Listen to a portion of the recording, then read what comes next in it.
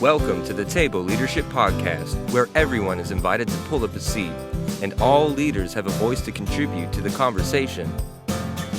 We're glad you could join us today.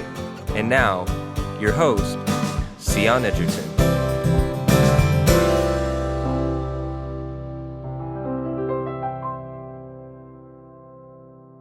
Well, cool. We'll do that then. We'll just see what the Lord brings out in all of it. Yep. Let the Lord use us. Just let the Lord use us however he wants. Exactly.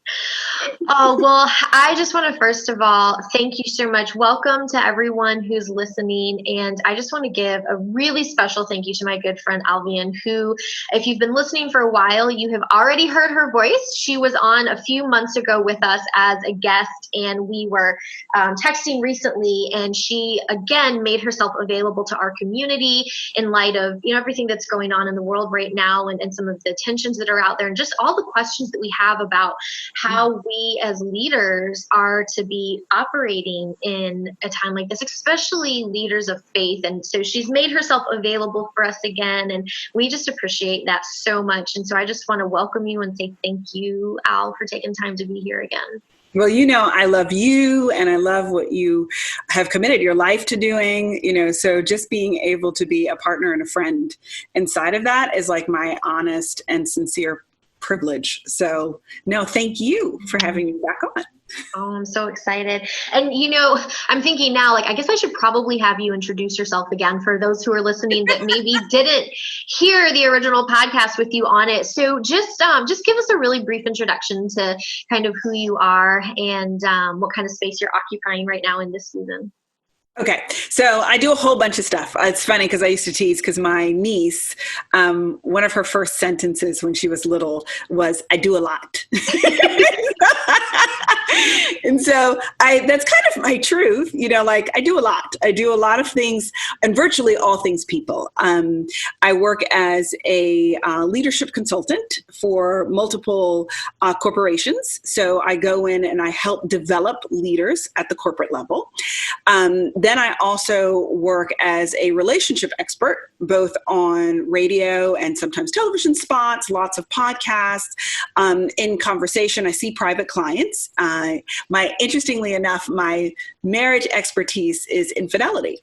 So I see lots of couples, and to make sure that we don't start a rumor, everybody who sees me is not struggling with infidelity. I'm just saying that it is one of my favorite things to help couples work through. Mm-hmm. I really like doing the messy stuff. So in this kind of work, in this kind of space in our nation, this is as tough as it is. It's my favorite kind of conversation because this is the stuff that really matters. These are the fractures that either change us forever or really reset us in the most beautiful kinds of ways. It's a matter of what we do with it.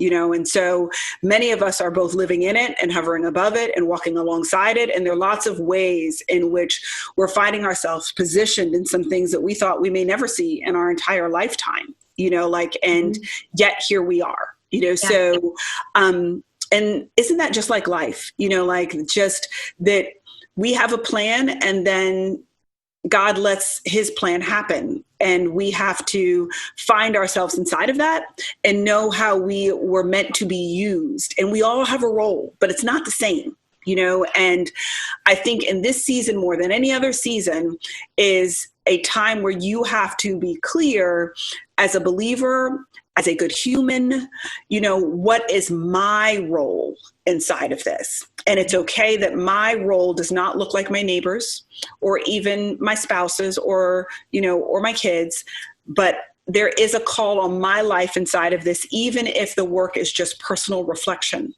to figure out how I work through my own stuff so that I am not a contributor to the ills and the sin that America is having to work through. How do I make sure I'm not adding to that? How do I make sure that I'm not adding to the division and I am a bridge and not a barrier?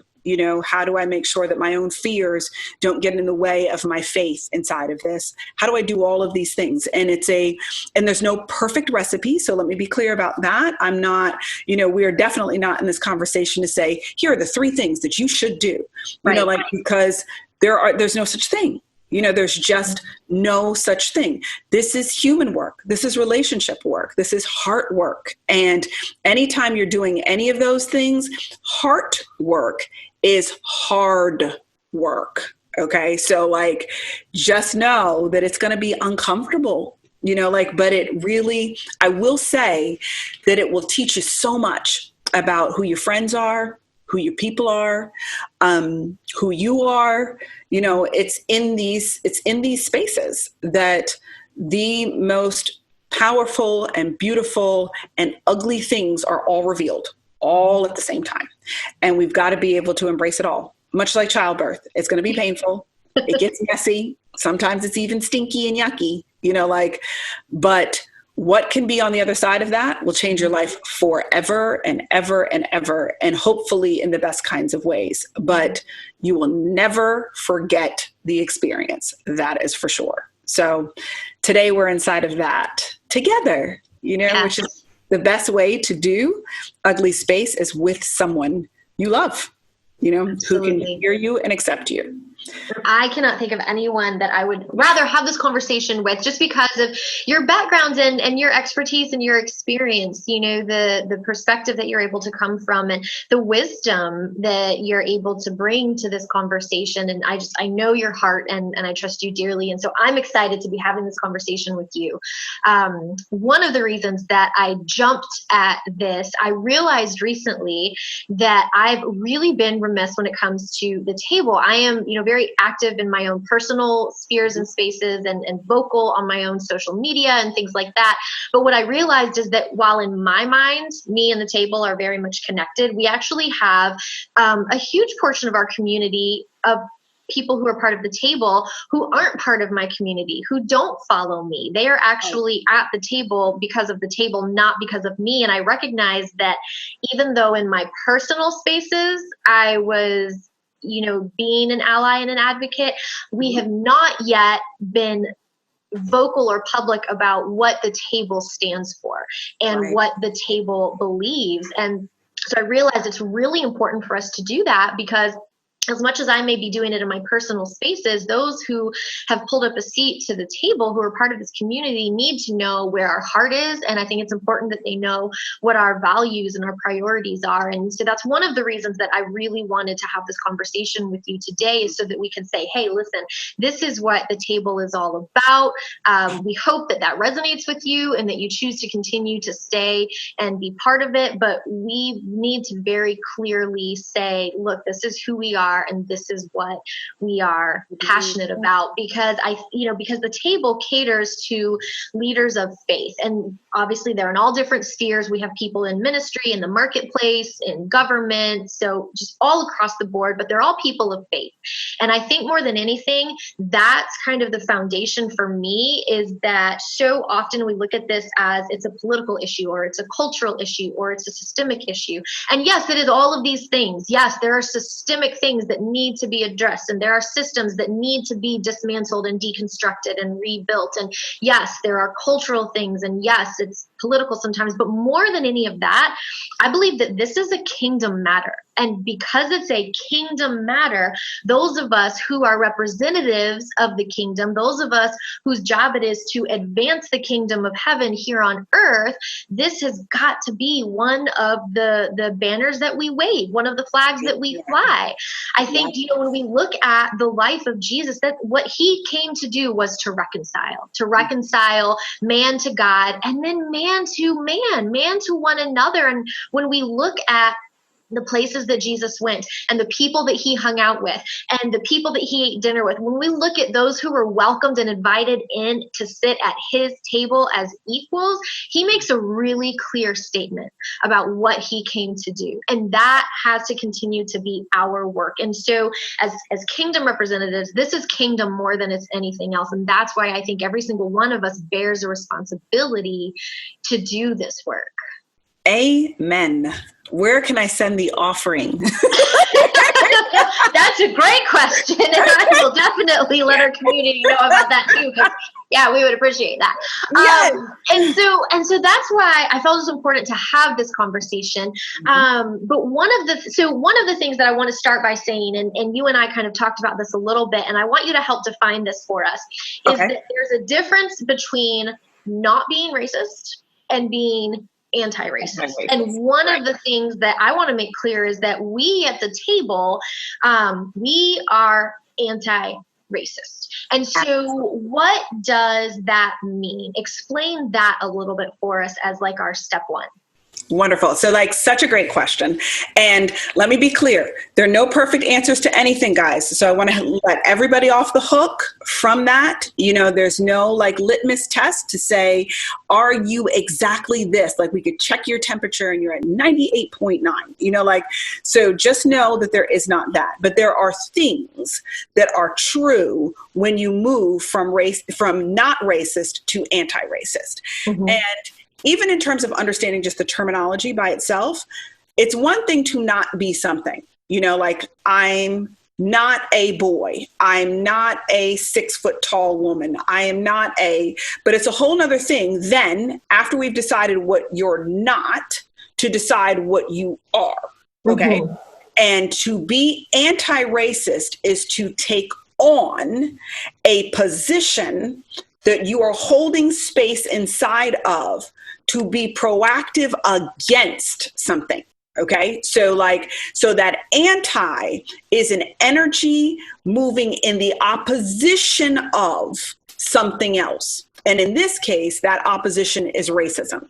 So let me talk about it in very small ways, for instance, right? So we all have friends that we don't love some of the things that come out of their mouths, right? Like, you know, we kind of, whether it's because they're non-believers, or whether it's because, you know, they've never traveled outside of the teeny little town that they came from, so they're not familiar with other things, whether it's because, you know, they don't read books. So sometimes the only thing that they share is what they watched on television, and they talk about it as if it's fact, you know, like, so whatever the thing is, we all have friends who may say things that are a little out of pocket. Right.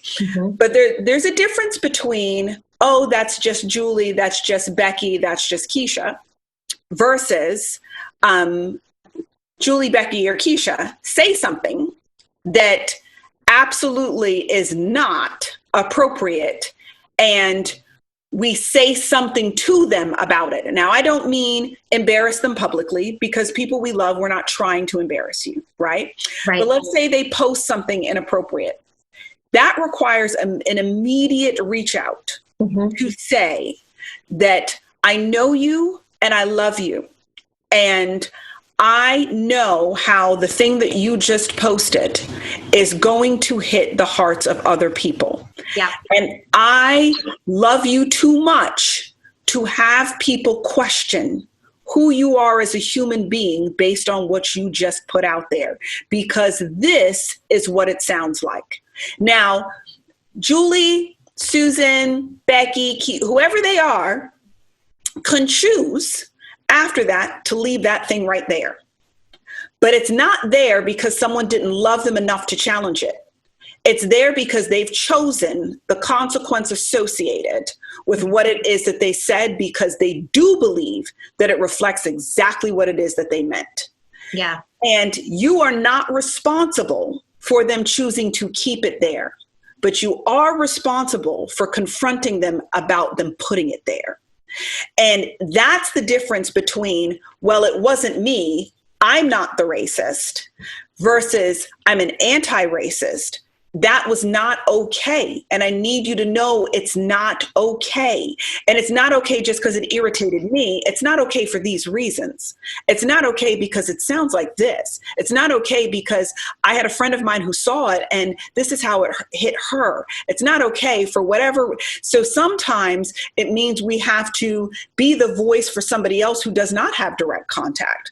You know, sometimes you have to think about it because sometimes it's our family that does stuff like that, right? And it's uncomfortable because you love Uncle Jim, you know, like, and you're not trying to be disrespectful, and you're younger than Uncle Jim. So you really don't want to be, you know that Uncle Jim's era is a little different, you know, like, and you're just kind of letting that slide. But you've got to think about it like, if your favorite chocolate friend was reading that, how would it make him or her feel? And you know that it would break their hearts to read that. It's your job to tell Uncle Jim, on behalf of the friend that you love, that's not okay, Uncle Jim. And I understand that in your high school, there was nobody that looked different from you. But I need you to understand something, Uncle Jim. You know how much I love you. So I would never say something to you that isn't coming from a place of love. But we can't say those things anymore. The truth is, we shouldn't even feel them and think them. But while we're working through that, we can't share those things while we try to figure out where we fit and where we stand on these issues. We don't want to encourage other people to behave like that. And Uncle Jim, some of those other people may not have your heart. They may take it to another level. And now it's not just about an opinion. Now they move that opinion to an action, and it's hurting somebody. We don't want you to be part of that, Uncle Jim. So it is the proactivity against the action that makes you an anti-racist. It's the difference between, and we all know what just happened with George Floyd. Yeah. What you do not want to be is the cops that stood beside him. Yeah. You might not have done it, but if you didn't stop it, you're just as guilty. And that's why I always want to make clear that I am actually very pro law enforcement. I have so many people I love who are law enforcement, from beat cops to the DOJ, up all the way up to the White House. Like, I have lots of people of various perspective and culture that got into law enforcement because they wanted to be part of the solution. And they wanted to protect and serve their communities locally. And I respect it. And what I know about all of my good friends and family members who are in law enforcement, who will tell you in a heartbeat that if you have 1,000 good cops and one bad cop, and you stand by and let that one bad cop do whatever he or she is going to do, and you say nothing and do nothing, you have 1,001 bad cops. Yeah. Our job is to make, and this is also true, let me be clear about something else. Pastors and police are very similar in that you get a bad rap when one person does something crazy because of the nature of the role you play. One of you is designed to protect our body. The other one is designed to protect our soul. And both of you are in a uniquely privileged situation, which forces you to live above the normal standard. You just don't get to be like regular people with regular bad days because of the privilege and the honor of what it is that you carry, whether it's the badge or whether it's, the collar, for those of us who are traditional in terms of, church, whether that's that little white collar that makes you a priest or a pastor, whether it's the title itself. The fact is that you're not allowed to, as a pastor, date a teenager because she happens to be in the ministry and you think she's cute. You're a grown man. You don't date teenagers. And yes, there are lots of men out there who do stuff like that, but you can't do that because you're the pastor. And that is the same thing for police. You are the police. You don't get the luxury of making those same kinds of mistakes because your mistakes change lives. And the same thing is true for pastors. Your mistakes define whether or not people believe God exists because of what it is that you did to another person. And it feels like an unfair weight, but it is the responsibility of the calling. And it is the responsibility of the badge and the role that you play. So I say all of this to say that it is moving from just being present and not having done it to preventing it from happening or confronting it, because sometimes you can't fix it, but confronting it so that that individual understands it's not okay. Yeah. That's good. One of the things that we, and you can ask our kids and they'll repeat this to you because they know it. Because you know how kids are. I mean, they're naturally self-centered. And I don't mean that in a bad way, just developmentally. No, they are. They're kids. We are. Yeah. Some of us have never grown out of that and continue to be individualistic and self-centered, but that's a conversation for another podcast. And that's another day, right? One of the things that, as our kids they continue to get older and, you have those conversations where something is spilled or something is broken or something is a mess, whatever, and ask them to take care of it. Well, I didn't do it. It's not my fault. I said, okay, but let me explain to you what it means to be a family. When you see something wrong in the world, you fix it. I don't care if you didn't do it. I don't care if it's not your fault. I don't care who's responsible for it. I'm telling you that if you see something, you need to do something. And you can ask them now, they're finally at the age where that has been repeated to them so many times that I can say to them, guys, if you see something wrong, what is my expectation of you? That we fix it. I'm like, yes, and we as one collective family, we as one human race have a responsibility. If you see something wrong, if you see something that is not okay, it is our responsibility to do something about it, to say something about it. I always say silence is compliance. And that's just not a space that we can stand in. We cannot afford to stand in that space.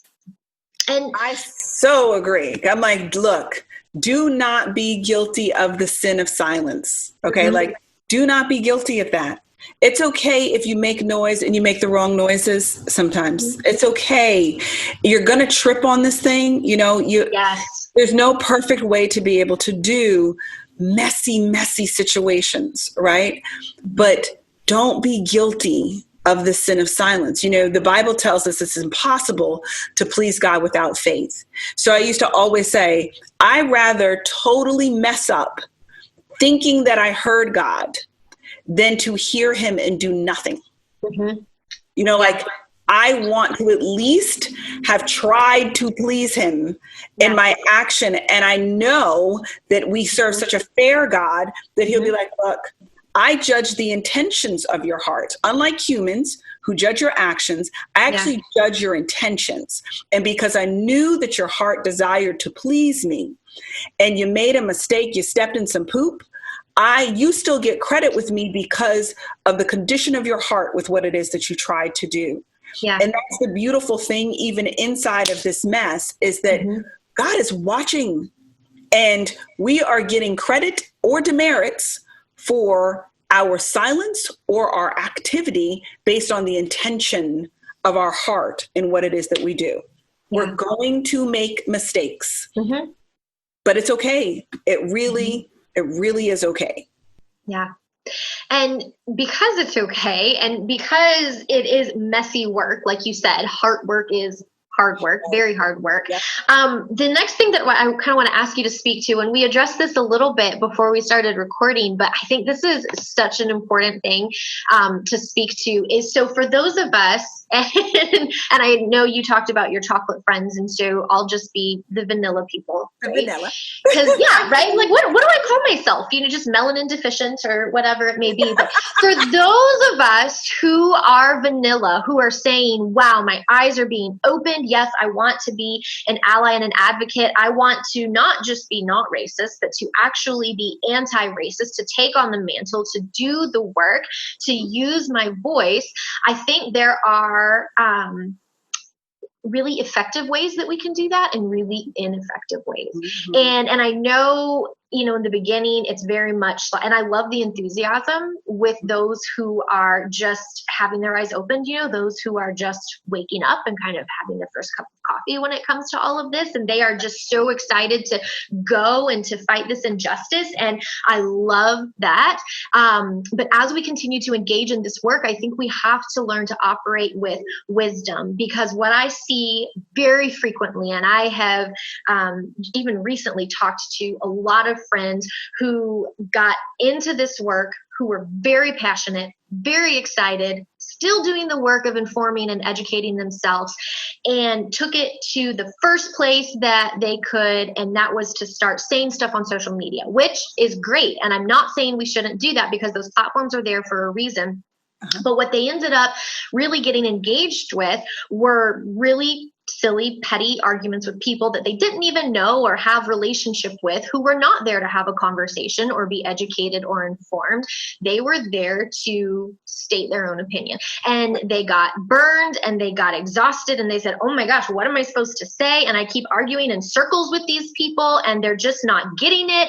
And they're still saying ignorant things. And I'm just like, well, yeah, that's pretty much what you're going to get when you engage in that space in that way. And so I think if we truly say, I want to be an ally, I want to be an advocate, I want to be able to use my voice and use my privilege to educate, to inform, to make a difference, to be anti-racist, what are some of the different ways that we can go about doing that and learn to do it in ways that are really effective and healthy? Okay, so you used a word that is also a bit of a hot button issue. You said the word privilege, right? Mm-hmm. And one of the big fights that you'll see on social media is people who don't believe that white privilege exists, okay? Mm-hmm. And like this whole notion of systemic racism and all of this stuff, like they just find it very hard to wrap their minds around, especially if you don't come from privilege, if you don't come from money, if you didn't... Yeah. If you had to work hard, if you couldn't go to college because your parents didn't have money, if you had to save forever to get your first little beat up car, all of these things, nothing about that feels like privilege, right? Mm-hmm. And God forbid, you know, like you grew up in a home that was dysfunctional in lots of ways. Mm-hmm. You know, there's nothing, the word privilege seems offensive to suggest that that is what my life was like, right? Mm-hmm. So there are two things I just want to clarify, because I think that the beauty of a conversation like this is it gives us opportunities to peel back some of the layers for people who want to receive that, you know? So I want to just clear up what that really means, right? Mm-hmm. So privilege is not about the silver spoon in your mouth. That's not what people mean when they say white privilege. That's not at all what it means. What it really means is that of all the things that were hard in your life or that made your life difficult, your skin was not one of them. Okay. That's a really good way of breaking that down. That is so good. Okay. Yeah. So like it just wasn't one of the reasons that your life was harder because you were born in a vanilla package, right? All those other things legitimately may be harder than some people of color who grew up with money. Yeah. But your skin was never the thing that puts you at a disadvantage in America. Never. All right. The other thing I want to acknowledge is that there are multiple kinds of privilege. I experience economic privilege. I make more money than a lot of America does. So my responsibility as an economically privileged person is to use that privilege to benefit others who are not. Mm-hmm. So I live in a very lovely, you've been to it, I live in a very nice house with 5 bedrooms in it. I fill up my bedrooms with kids that are both my biological and not. I raise other people's kids when things go wrong because I'm economically privileged. So I need to use what I have to benefit those who don't have what I have.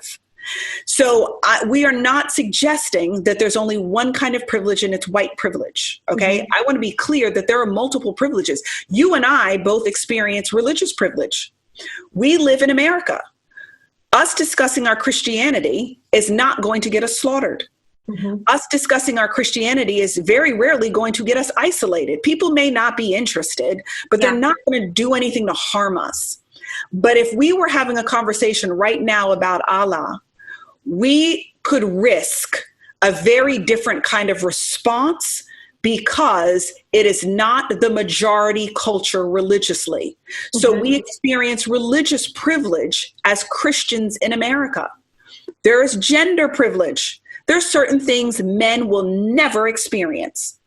You make 100% of the dollar when you go to work, but I could do the same job as you as a woman, and I'm only going to see 70 cents of that dollar.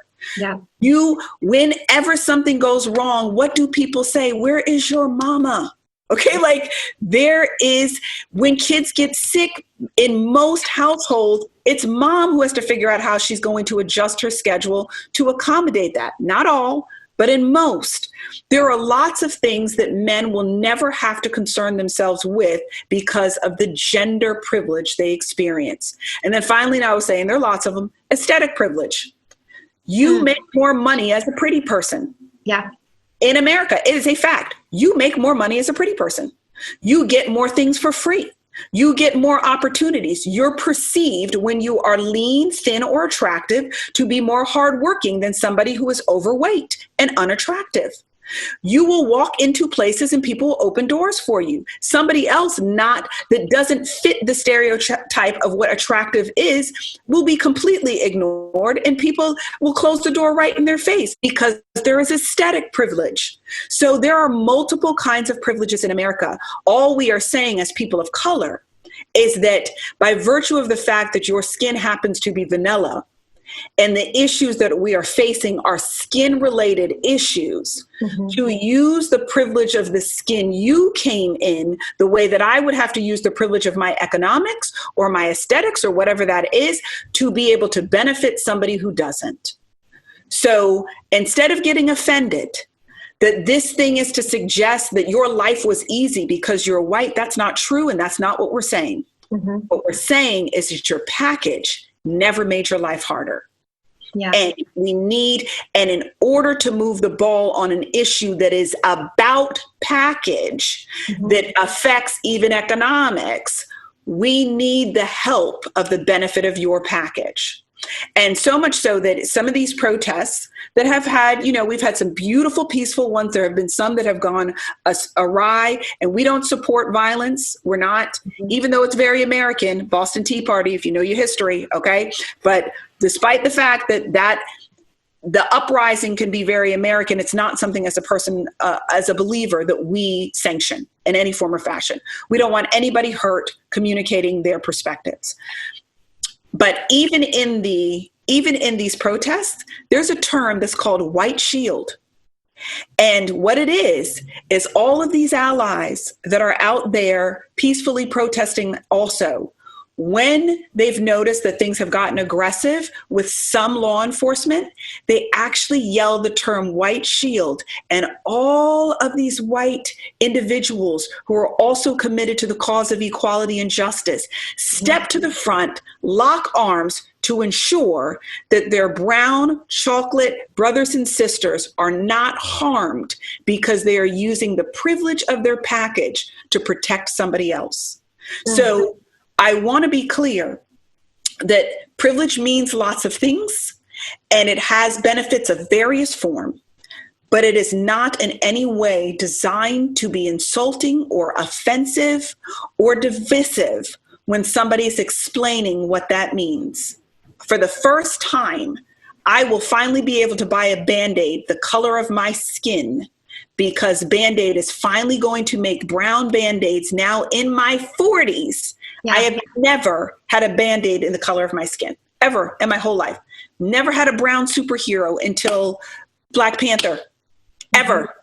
Nothing super has ever been brown. No classic ever written was written by a person of color that I was required to read in my AP English classes. There are all kinds of privileges of culture that we just don't think about. So I wanted to acknowledge that first, because you are an educator and I believe in the power of education, because a lot of times our division is a lack of knowledge. The Bible says, my people perish for lack of knowledge. And unfortunately, not only do we perish, but we destroy each other for lack of knowledge. So opportunities like this are just so important when we talk about what we can do. And what we can do, to your original question, is really about taking our various privileges and using them intentionally to create opportunity for someone else. For those of you who are moms, go to the PTA meetings. Go to your school board, require that the curriculum include African American history. Require it. If enough of you show up, it will be part of the education. And we will stop having this perspective, because it's grown into you. Our children aren't born prejudiced. They're not born with this stuff, but they are educated into hierarchy. A Eurocentric education is what leads to this.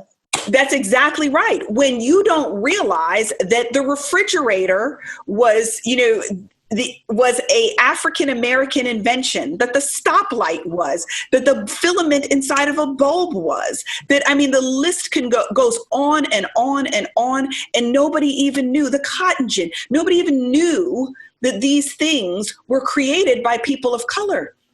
But because it's not part of the history, because there are no classics that are required to be read by people of color, there is already a hierarchy that's being created of value, because it's not important in my education for me to know that there are brown people contributing to America and the things you enjoy every day as conveniences, that they were part of that, or literally made it out of nothing. You don't even know. So, and it's the same reason, unfortunately, that children of color undervalue themselves too often, is because they don't even know how much they have added to the world. And a hopeless kid with a gun is the worst combination. If I think I mean nothing and I have access to the worst kinds of things, you're not going to get anything good that's going to come out of that. So we want our children to be educated to know each other's value and their own, so that we don't perpetuate this idea that life is expendable for certain folks because we don't see that they've ever contributed anything good besides basketball and rap to America. So there are ways that are not political and are not divisive that allow us to say, let's raise the value of each other in the way that we are nurturing the generations behind us, so that they don't have to think with the blinders with which we are thinking. We can change that. We can do that in very meaningful, mommy ways.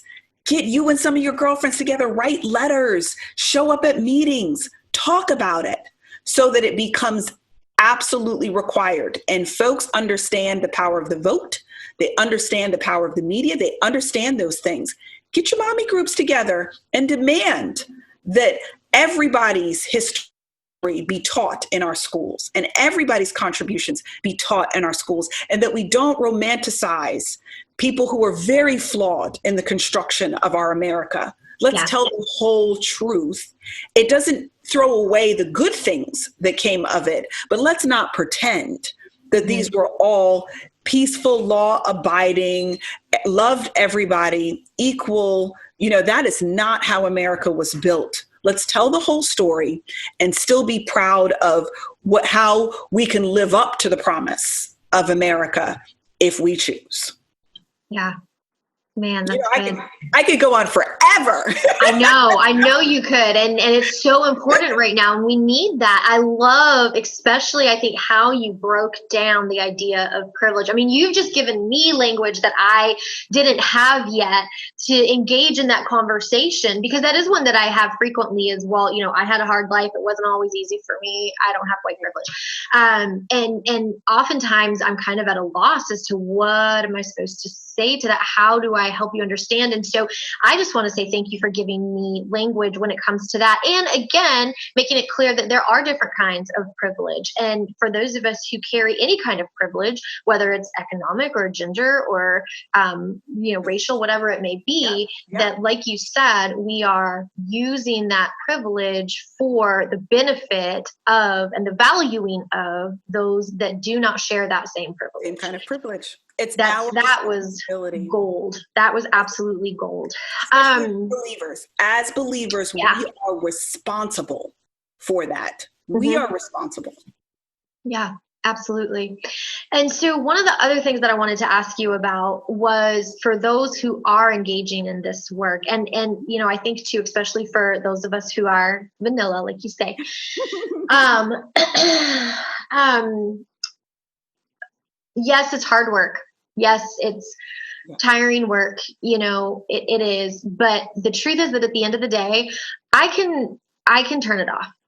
I can disengage. I can educate and have the conversations and go to the marches, and I can do all of the things. But the truth is that at the end of the day, I still have privilege because of my packaging. And part of that privilege is that, you know what? I can choose to stop. I can choose to disengage. I can choose to take a break. I can choose to rest from this. And that in and of itself is part of our white privilege. For those that don't share that, for people of color, you don't ever get to not be brown. You don't ever get to turn it off and say, you know what, today, I just don't feel like I have the capacity for this. That's just not the reality. And so I know you had mentioned to me earlier, I think you used the language of being in it and being above it, and just how weary you had become, and how you had to really care for yourself. So I want you to speak to that for a minute, for those who don't have the privilege to be able to disengage. If you could just talk to our community of color right now and just encourage them in their own care. And the reason I want you to speak specifically to that demographic is because I want our white listeners to hear it. I want us to know how we can not only be allies and advocates, but how we can take on the mantle, how we can create spaces of rest, how we can honor the safe space that our brothers and sisters of color need to create, and how much more responsibility we need to take to carry that weight and to bear that burden and to do that work. Because I don't care how long you've been doing it and how tired you may feel, and I'm talking to the white people right now, how long you've been doing it and how tired you may feel, it's still the tip of the iceberg when we look at that in comparison to the generations upon generations upon generations of doing the work that our brothers and sisters of color have had to live through. And so it is time for us to bear as much of that weight as we possibly can, because y'all are tired. With good reason. And it is not y'all's responsibility. And this is one of the other things too, is I was so pleased last week. I had 2 different people come to me, both were white women, who said, hey, would you have time to have a conversation with me? Because I'm beginning to engage in this work, and I would just love for someone to point me in the right direction and help educate me and maybe give me some books to read. And the first thing I said to them was, first, yes, of course, absolutely, let's get some time on the calendar. And second was, thank you for coming to me and not your, Black friend.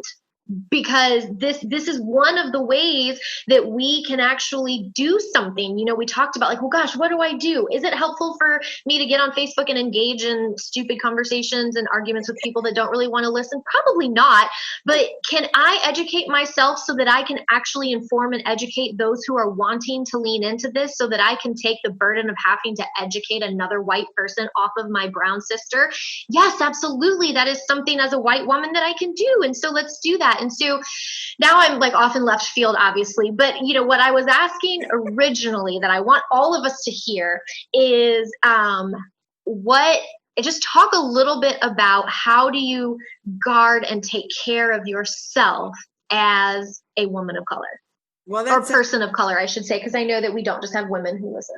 Right. No, that's such a great question. And and thank you for acknowledging the fact that there is what we refer to, even in Christianity, as battle fatigue, like when you are just in this thing, in prayer about everything going on. And they're just there are seasons where you just feel like a tsunami, it's just the minute you thought you were going to bring your head above water, here comes another one, and in this season where we are sort of in our reckoning about race in America, there are multiple collisions that are taking place, and not only did we have COVID, but then we've got we have Ahmaud Arbery, we have, George Floyd, and there are multiple others that have unresolved cases, too many to even effectively mention inside of, and unfortunately so, inside of this podcast. If you do your homework, there are a lot. So there's an onslaught that's going on for people of color, and you can't even mourn one before there's another situation. We have one right now in Atlanta going on, it's just one after the other. And there's a piece of you that's just like, when is this not going to be in the news for me to have, even for my subconscious to have to carry?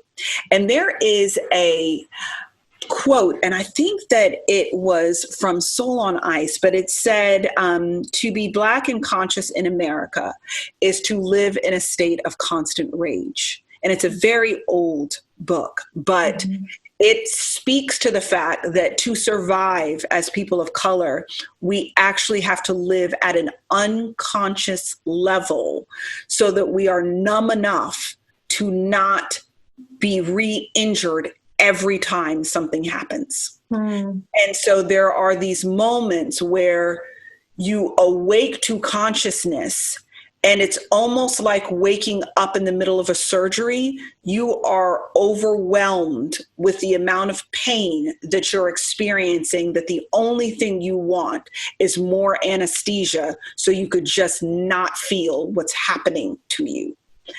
And so many of us, particularly those of us who are people of color who are also professionals, much of our world is filled with your vanilla brothers and sisters. Like I'm not sitting across boardroom tables looking at a bunch of people who look like me. When I sit across a boardroom table, there are a bunch of men in positions of power, and they're all white. There are no, and in many of the environments I'm in, I'm the only person of color, so, and for many of my colleagues, I'm also their only friend of color too. So not only am I a unique representation inside of our professional world, but I'm also a unique representation inside of their personal world. So they don't have another sounding board to have this place to say, does this sound crazy or racist or stupid or whatever this is? They don't really have that. And so, originally, when this particular case happened, because despite how many have happened, this one obviously rocked America in a new way. And not only did it rock America, it woke up the world, because anybody who is doing any kind of reading right now, you can see things happening in Germany, Australia. I mean, it's all over the place. I mean, they're happening in Paris. There is something going on almost everywhere. So this is not about just American police. This is not about, politics. This is a worldwide reckoning about race. Period.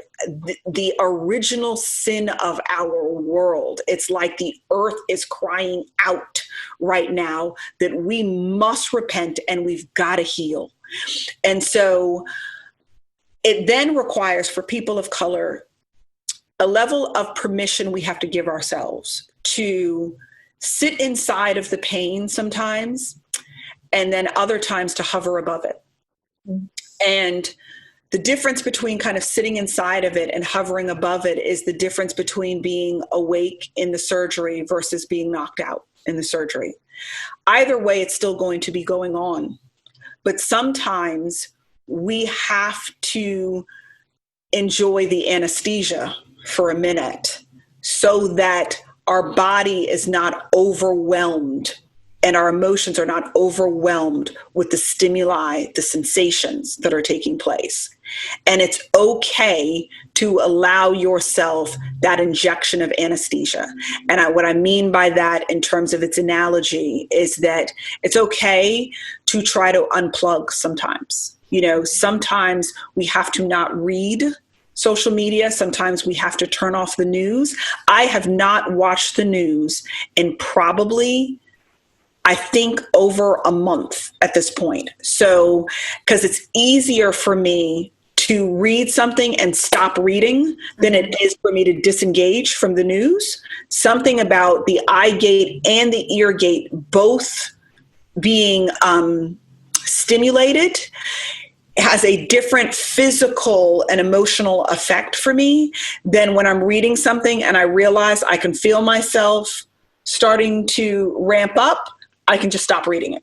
Yeah. It's harder to disengage when it's the news for some reason, like you're kind of waiting for the next sentence or to hear or see the next expression or whatever it is that you're looking for, be it Fox News, CNN, MSNBC, whatever it is, whatever your, pick your poison, whatever it is, it's harder to disengage in that way. And so sometimes you have to make the decision to protect your own sanity, to protect your own peace by choosing in doses. How much can you take? How much can your body handle? Just like medicine, you need to check your weight. You need to check your eating habits. You need to make sure there aren't things in conflict with this thing, that when you take this in, that you're not going to have some crazy reaction. If you're already spent, you don't need to add to your already spentness. Like sometimes that means, what? That news is going to be here tomorrow morning. Let me just not engage with that right this second. Let me not get on social media right now.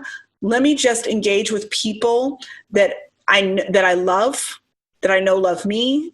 And even if we are having these conversations about race, I'm not overwhelmed with this here and this here. You get to pick how you want to spend your energy. And fighting with people, as you referenced, in social media, yelling at the television, like those things aren't going very far, like they just aren't. The TV can't hear you guys. It can't hear you, so it's not worth it. The people that you're arguing with on social media, you've never been invited to a Christmas dinner at their house anyway. They don't care, it's not worth that expending your energy at that level. However, there's a difference between reading something on social media, like I was referencing with Uncle Jim earlier, and deciding, what? I'm going to call her. Yep. Or I'm going to call him.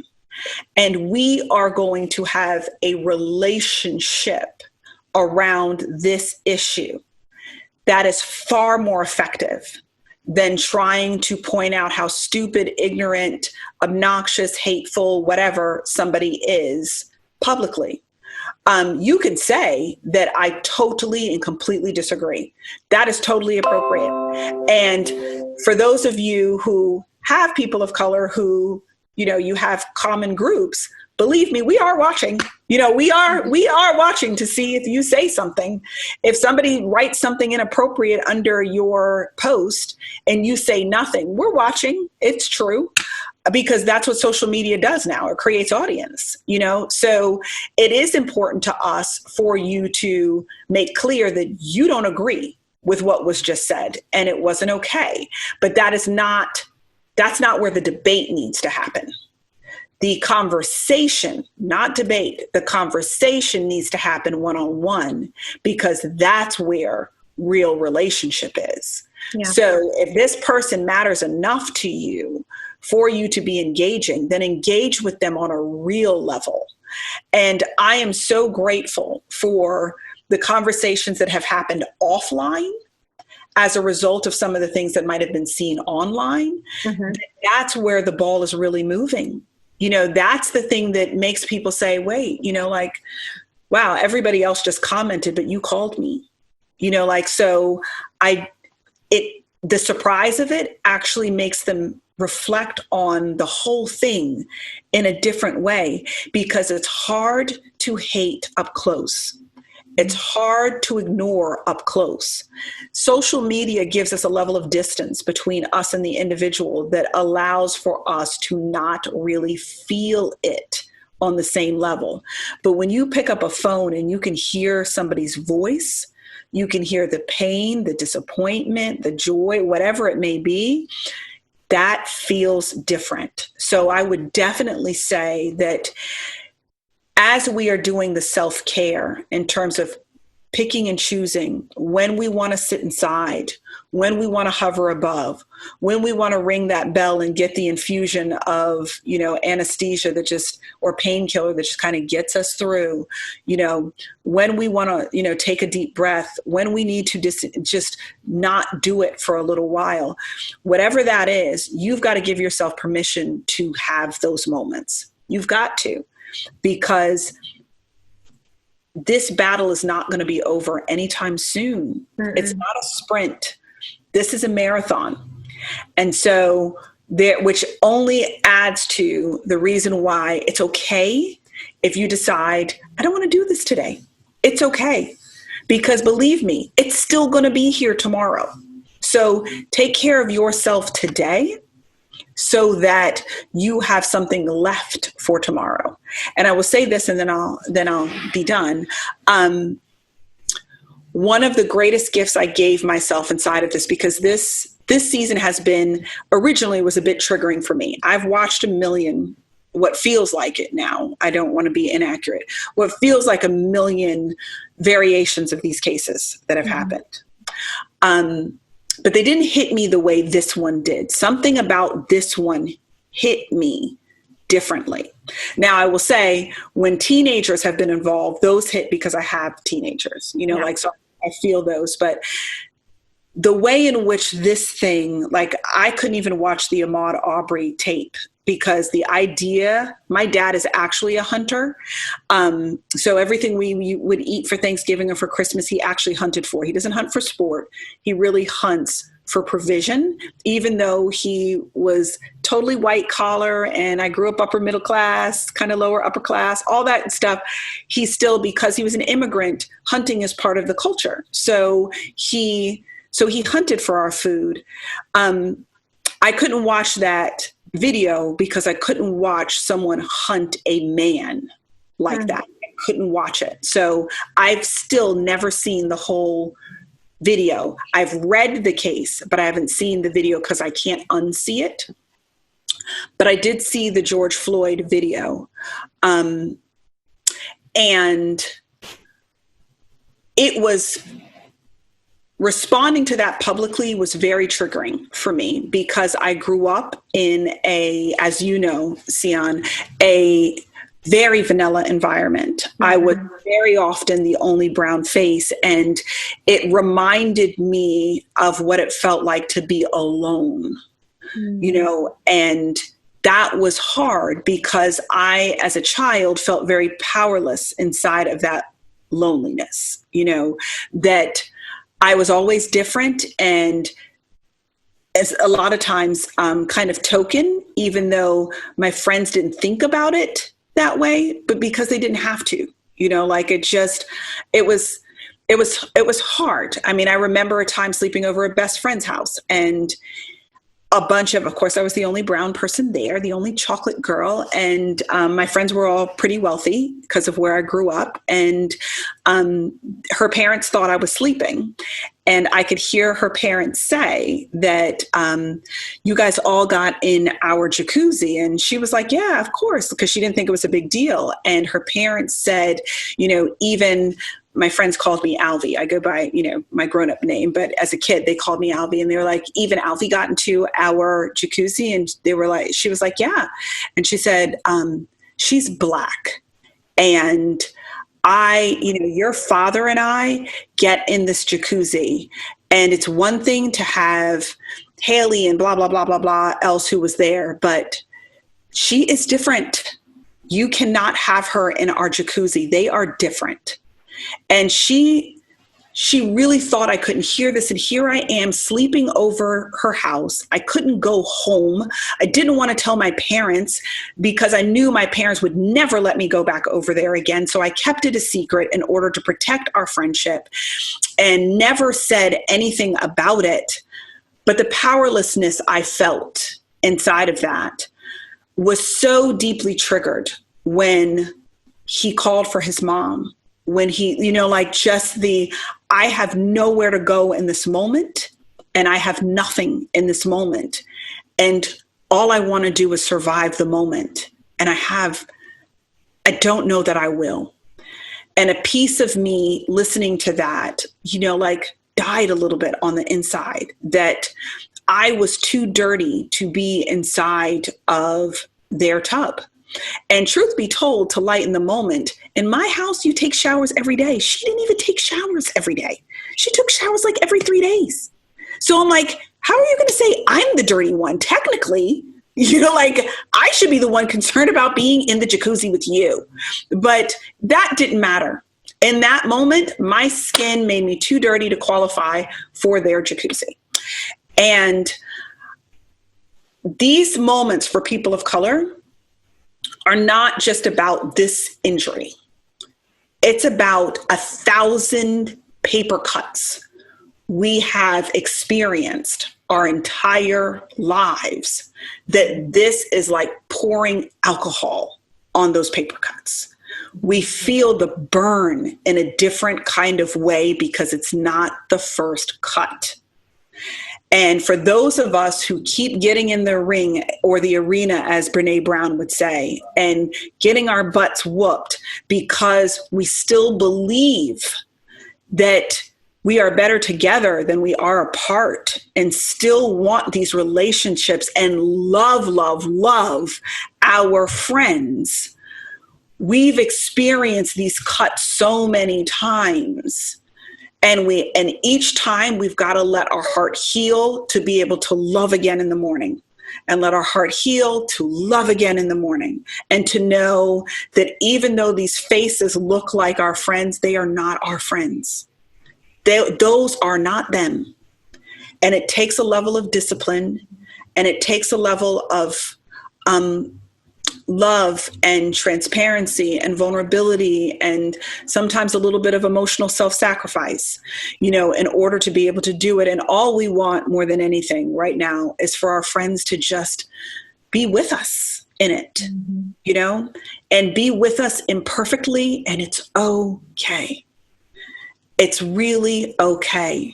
Just be with us inside of it, and know that we are thinking about you too.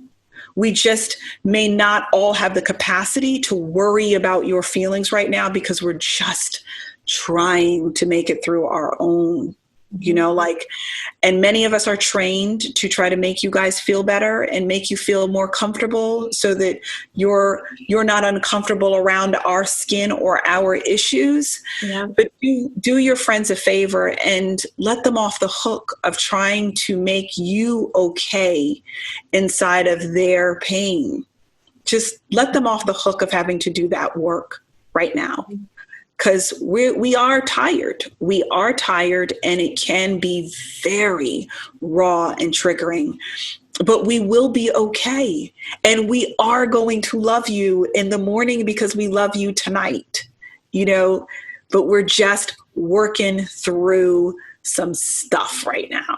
So I am crazy, crazy appreciative for spaces like this where people who are real friends like us can have these real conversations out loud, so that folks know that it can be done. Mm-hmm. You can do this and not be injured inside of this space because you're with somebody who loves you enough to see all dimensions of who you are, and you are safe there. So, if you don't have a chocolate friend, go find one. Go get one. If you don't have a vanilla friend, go make one. Because I'm telling you, if we were friends, this stuff would not be able to happen because you don't let your friends be treated like that. Right. It's only okay because there are too many people who aren't friends with somebody that doesn't look like them. Yeah. So it's way out there. It's those people's issue. But when you love somebody who's part of that issue, it's our issue because we are in this together. So like, I'm like, my one homework assignment is you better go find you a chocolate or vanilla friend and do uncomfortable friendship. And if the first one doesn't work, go find another one. I got lots of them. So like those people, they're your family, and you talk about stuff because that's what family does. Yeah. And it's not that you have to speak every day, and it's not that you have to see each other every day. Heck, we don't see each other every day, but when you love people and they know that you love them, distance doesn't matter. Yeah. Time doesn't matter because you're a safe place. Mm-hmm. And we can do this thing together. Yeah. Amen. I cannot thank you enough. And we're sitting here talking, and that's all I could think was like, I keep reminding myself, oh yeah, we're recording for the entire community. Like, no, I'm just sitting here having a conversation with my good friend Alvy. And so in that, as I am kind of in my mind, just hanging out on your couch with your big cozy blanket that I love so much. I also don't want to neglect to realize and acknowledge and appreciate what you've done in this space and what you've shared with us and how openly and vulnerably you've shared things that are obviously deeply meaningful and traumatic and sacred for you, and to allow us into that space and to invite us in to see and to hear and to understand and to learn is just, it's so sacred and so sweet and so valuable. And I personally thank you for that. And I know that I speak on the behalf of our entire table community as well. And I want to wrap up today by kind of putting this out there for all of us. I loved what you talked about with the imagery of the white shield and the protests. And I think, that struck my spirit. That just resonated in my soul. And I feel like if I can encourage everybody who's nice and vanilla like me to anything right now, it is that is our job.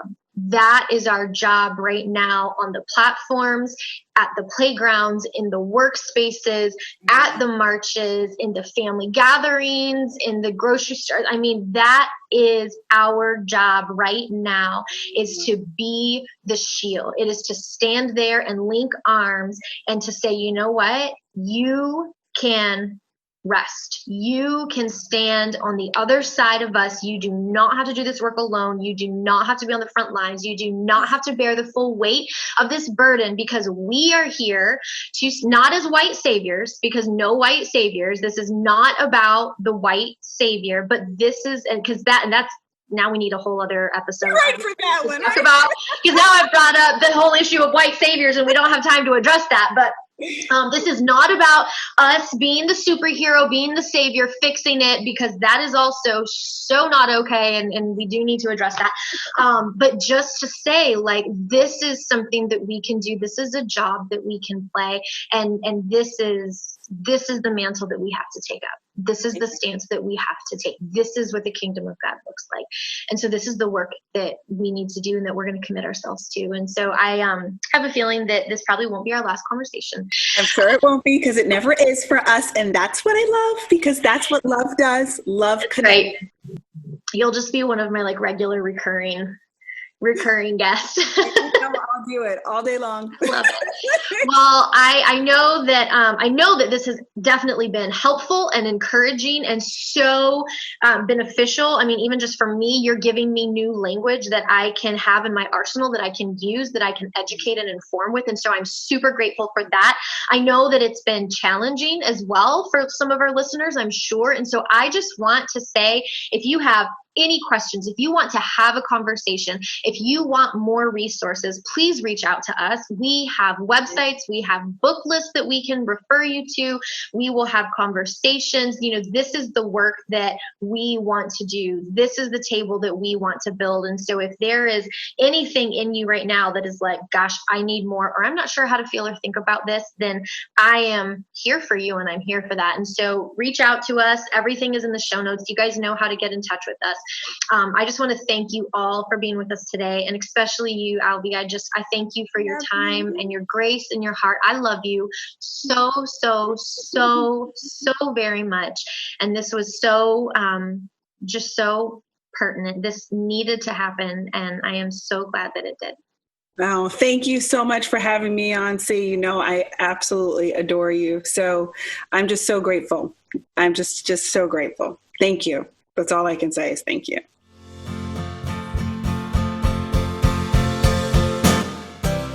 Thanks for listening to the Table Leadership Podcast. Be sure to check out the show notes for links to the resources that were discussed at the table today and to connect with today's guest. Remember to subscribe to the Table Podcast and follow along on social media at The Table Leadership. Visit thetableleadership.com to learn more about current courses and coaching opportunities.